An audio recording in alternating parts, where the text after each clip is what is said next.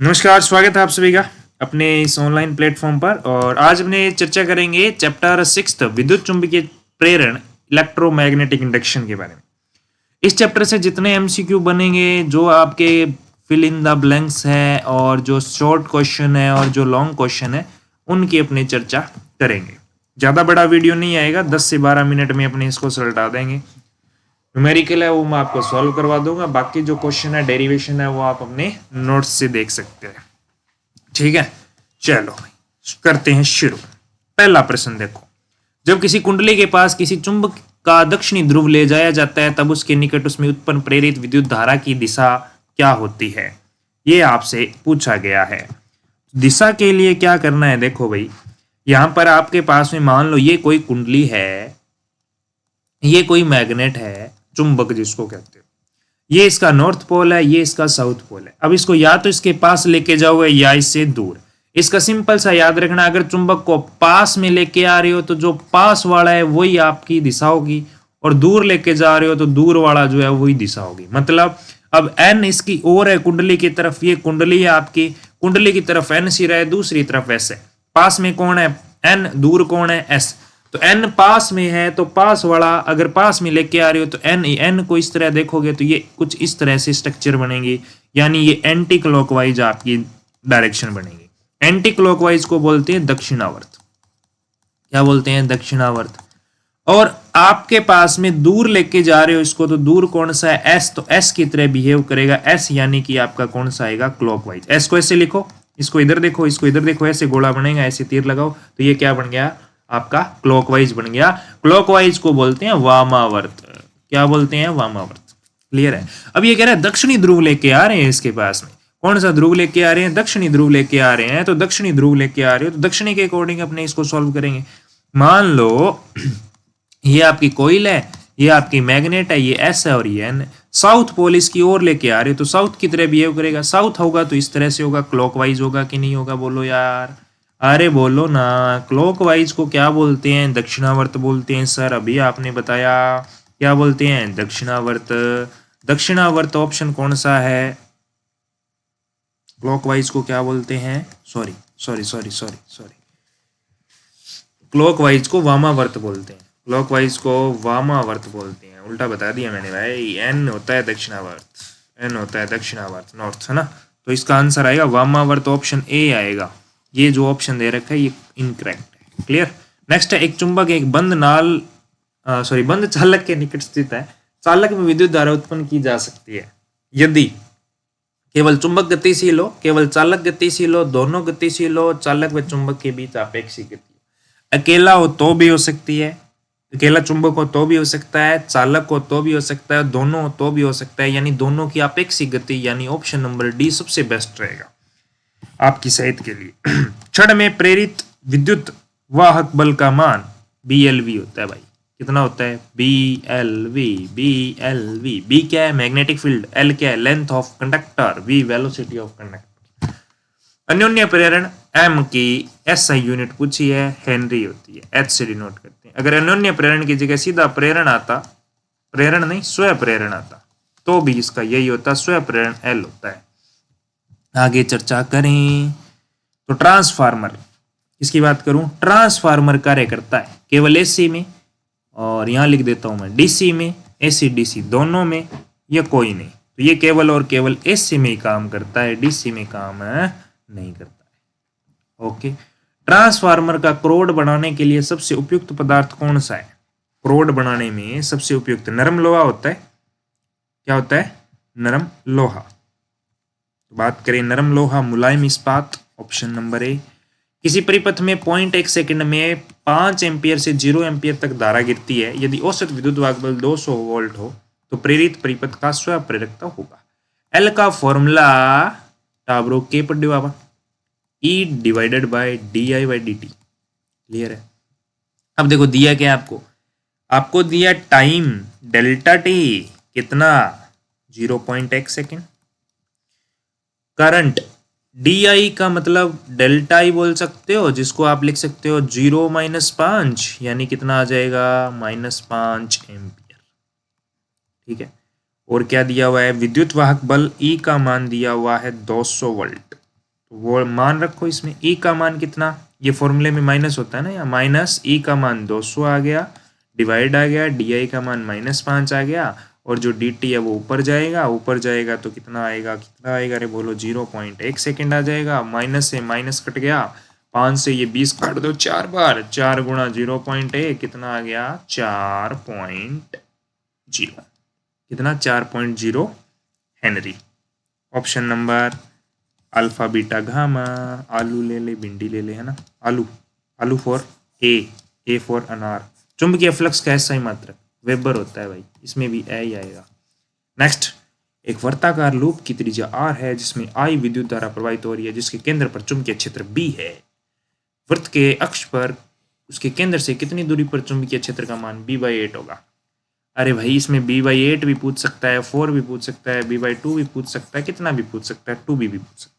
तो आपको पता है केंद्र पर कितना होता है, B का मान μ0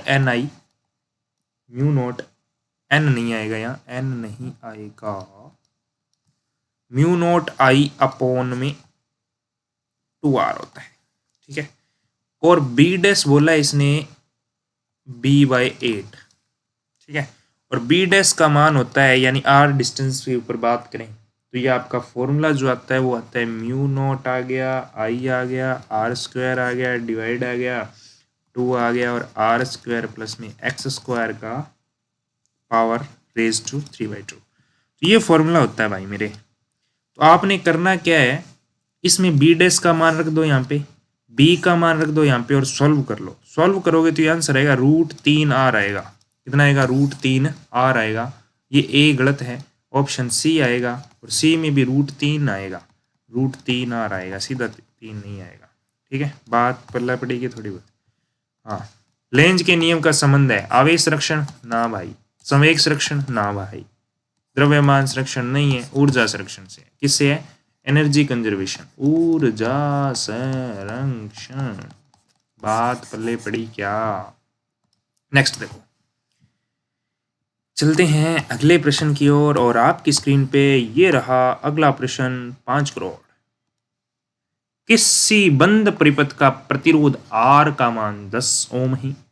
R का मान कितना दिया भैया, 10 ओम दिया। इस परिपथ में t समय में चुंबकीय फ्लक्स 5e का मान ये है से परिवर्तित होता है। t बराबर पर परिपथ में धारा होगी। धारा क्या होती है भाई मेरे, I बराबर E/R होती है।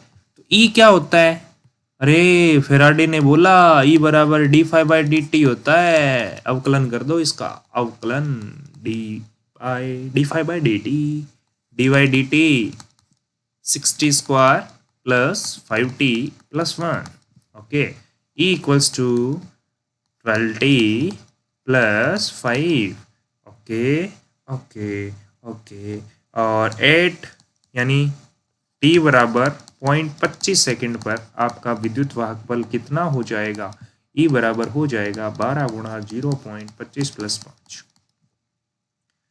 पॉइंट हटा दो, नीचे आ जाएगा 100, 25 चौके 100, 4 से ये कट गया 3 बार, 5 और 3 आ गया 8। कितना आ गया भाई मेरे, 8 आ गया। विद्युत वाहक बल 8 आ गया। I बराबर कितना आएगा 8, और बटे में R का मान कितना है 10, यानी 0.8। वाह क्या बात है, ऑप्शन नंबर बी आपका सही है। विद्युत चुम्बकीय प्रेरण की घटना किसने खोजी, फ्लेमिंग ने, फेराडे ने, लेंज ने, कमकॉर्म ने। ये कमकॉर्म कौन है भाई, फेराडे ने। किसने, फेराडे ने। चौकुंडली प्रेरकत्व, चौकुंडली का प्रेरकत्व L का मान कितना है, 5 हेनरी है।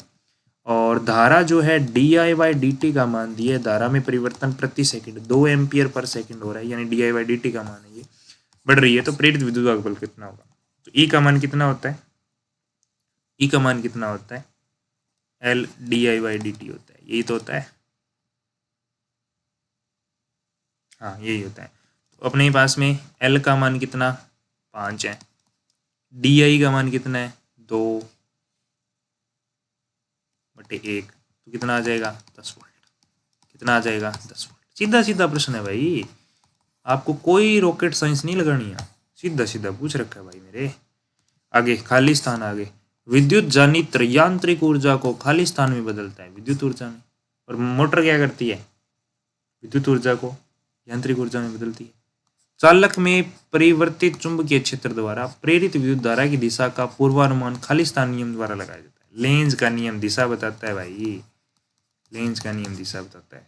एक प्रणालिका की लंबाई L अनुप्रस्थ काट क्षेत्रफल n फेरों को इस प्रणालिका का स्वप्रेरकत्व कितना होगा? तो L बराबर होगा mu naught n square A by L, या इसी को लिख सकते हैं mu naught n square A into L, ये भी लिख सकते हैं। क्यों लिखा भाई ऐसा? क्योंकि n बराबर क्या होता है? NL होता है। स्मॉल n इक्वल क्या होता है? कैपिटल N बाई L होता है। एकांक लंबाई में फेरों की संख्या, हाँ याद आया, फैराडे का नियम ऊर्जा संरक्षण पर है। स्वप्रेरकताओं का मात्रक हेनरी, स्वप्रेरकताओं का भी यही होता है और अन्योन्य प्रेरकताओं का भी यही होता है। बैठे और ही की सोचे बैठे होते, दोनों को एक ही हुआ है, M और L को मात्रक एक ही हुआ है, विमा भी सेम ही हुआ है। विद्युत चुम्बकीय प्रेरण में प्रेरित विद्युत बल खालिस्तान पर निर्भर करता है, चुंबकीय फ्लक्स पर B पर निर्भर करता है, फेरों की संख्या N पर निर्भर करता है, समय T पर निर्भर करता है। 50 मिली हेनरी की एक कुंडली में 2 एम्पियर विद्युत धारा प्रवाहित होने पर संचित ऊर्जा, ऊर्जा का फॉर्मूला होता है आपके कुंडली के लिए 1/2 Li स्क्वायर, याद रख लेना इसको, 1/2 Li स्क्वायर, U बराबर 1/2, L का मान 50 हेनरी है क्या, तो 50 गुणा 10 की पावर -3 मिली हेनरी है ना, गुणा I का स्क्वायर यानी 2 का स्क्वायर 4, 2 से ये कट गया 2 बार, तो ये आ गया 2, तो ये बच गया U बराबर 2 गुणा 50 गुणा 10 की पावर -3, U बराबर 5 दूनी 10, 100 आ गया, 100 गुणा 10 की पावर -3, यानी कि ये बच गया 10 की पावर -1 यानी 1/10 यानी कि 0.1 जूल, 0.1 जूल सही है। ट्रांसफार्मर में प्राथमिक व द्वितीय कुंडली में मध्य प्रतिरोध का मान कितना होता है भाई? इन्फिनाइट होता है।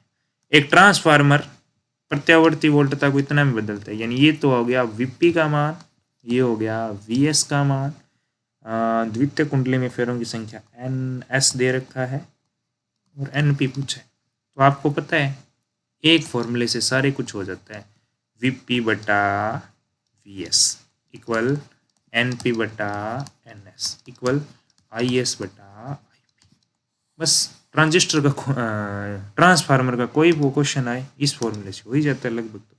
तो अपने को Vp दे रखा है 220, मैं लिख रहा हूँ 220, यहाँ वैल्यू पुट कर रहा हूँ भाई 220 बटे Vs सेकेंडरी में है 2000 गुणा कितना आ जाएगा? Ns आ जाएगा गुणा में ना, तो Ns है 2000, अरे 2200 आएगा नीचे, यहाँ 2000 आ जाएगा, ठीक है। एक कर दो 0 कट गई, 22 कट गया, ऊपर बच गया अपने कहने की तो 20 गुणा 10 कितना आ गया 200, बस 200 उत्तर है, इतना ही है, सबको सवाल है वो सब आगे। हाँ, किसी प्रणालिका की कुंडली में प्रति एकांक लंबाई में फेरों की संख्या दुगनी करने पर स्वप्रेरकत्व गुणांक कितना होगा? 4 गुना हो जाएगा। किसी प्रणालिका की कुंडली में प्रति एकांक लंबाई में फेरों की संख्या दुगनी करोगे, यानी L का मान था क्या? Mu naught n square upon L था क्या? म्यू नॉट n स्क्वायर, और एक इसमें वेरिएबल हो रहता है, एक वेरिएबल इसमें और आता है, क्षेत्रफल आता है, सच कुंडली का क्षेत्रफल ए। एक मिनट दोस्त, एक मिनट ए, ठीक है। तो इसमें क्या कह रहा है? फेरों की संख्या दुगनी कर दी तो 2 का स्क्वायर कर दी, 2 की स्क्वायर कर दी तो 4 से गुना हो गया, यानी 4 गुना हो गया सीधा सीधा।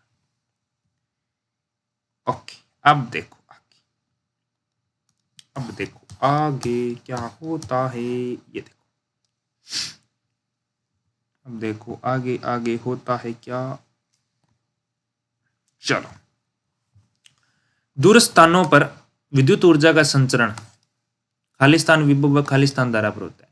तो उच्च तो विभव होता है और निम्न धारा भी होता है, निम्न को अल्प भी बोल सकते हो, एक ही बात। विद्युत जनित्र खालिस्तान सिद्धांतों पर कार्य करता है, तो विद्युत चुंबकीय प्रेरण EMI इलेक्ट्रोमैग्नेटिक इंडक्शन, लेंज नियम ऊर्जा संरक्षण पर आधारित है। अब पढ़ने वाले सीधे स्वप्रेरकताओं को परिभाषित कर दो, लेंज का नियम क्या होता है, अन्योन्य प्रेरण गुणा का भी में सूत्र लिख दो, रटने वाली चीजें, प्रेरित विद्युत बल को परिभाषित कर दो, स्वप्रेरकताओं को विद्युत जड़त्व क्यों कहते हैं, ये पढ़ लेना भाई, ये थोड़ा सा इंपॉर्टेंट क्वेश्चन है, अच्छे से पढ़ लेना इसको, ये डेफिनेशन पढ़ लेना, समझ जाओगे आप आसानी से। चुंबकीय फ्लक्स पढ़ लो, अन्योन्य प्रेरण किसे कहते हैं, ये L लंबाई की चालक है, B चुंबकीय क्षेत्र में V वेग से गति कर रहा है, यह व्यवस्था है, तो गतिज विद्युत वाहक बल ज्ञात करो। तो इसके लिए आपने ये वाला जो डायग्राम है आपको याद आ रहा होगा, अपने इसको L लिया था, ये अपने पास में X थी, V वेग से ये चल रहा था, इसको अपने स्लाइडर बोला था, यानी कि ये स्लाइड कर रहा था आगे पीछे, और ये विपरीत दिशा में जा रहा था, तो माइनस वी लिया था अपने, माइनस dx/dt लिया था जिसको माइनस वी लिखा था, याद आ रहा होगा। ये पूरा डेरिवेशन करना है अपने, और कुछ नहीं है। यानी लास्ट में आपका BLV जो फॉर्मूला है ना, कौन सा फॉर्मूला, BLV फॉर्मूला प्रूफ करना है। क्या करना है मेरे दोस्त, प्रूफ करना है। समझ में आई बात। आगे है जनरेटर, तो जनरेटर अच्छे से पढ़ लेना, जनरेट इम्पोर्टेंट है जनरेटर, ठीक है। इसमें जो पार्ट्स हैं वो पढ़ लेना अच्छे से, और इसके अंदर लास्ट में जो विद्युत वाहक बल वगैरह आता है ना, उसका फॉर्मूला वगैरह जो है प्रत्यावर्ती धारा का आता है, I बराबर I0 sin ओमेगा टी आ जाता है, और वोल्टेज जो होती है वो V0 sin ओमेगा टी होती है, ठीक है। यहाँ से आपके पास में ये धारा आ गई, ये वोल्टेज आ गई। अब ये भी बता सकते हो एंगल के लिए वो एक टेबल बनती है, वो टेबल बना सकते हो कि t=0 पे, t बराबर t/2 पे, t=t/4 पे, t= क्या t पे 2t, वो आप निकाल सकते हो, एंगल भी ले सकते हो। इसमें फाई का मान जो है वो आपका कितना आता है, 0 आ जाता है, π/2 आता है, 3π/4 आता है, जो भी है A1 जो भी आपका है वो देख सकते हो। आगे एक प्रणालिका के लिए स्वयं प्रेरकता का सूत्र, और एक निकालना है आपने समाक्षीय प्रणालिकाओं के लिए, समाक्षीय परिनालिका के लिए अन्योन्य प्रेरण, अन्योन्य प्रेरकता, अन्योन्य प्रेरकता या अन्योन्य प्रेरकता को परिभाषित भी कर दो। ये आपका एक न्यूमेरिकल है छोटा सा, ये तो आप कर ही सकते हो। वैसा क्वेश्चन अपने पीछे भी किया था। धारा समय दे रखा है, धारा में परिवर्तन दे रखा है, और विद्युत वाहक बल दे रखा है, वही L बराबर E/dt वाले फॉर्मूले से हो जाएगा।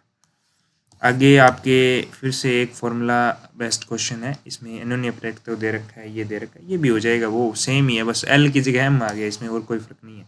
और ये आपका एक क्वेश्चन दे रखा है जिसमें चुंबकीय ऊर्जा का व्यंजक प्राप्त करना है, तो ये आप अच्छे से कर सकते हैं, न्यूमेरिकल है।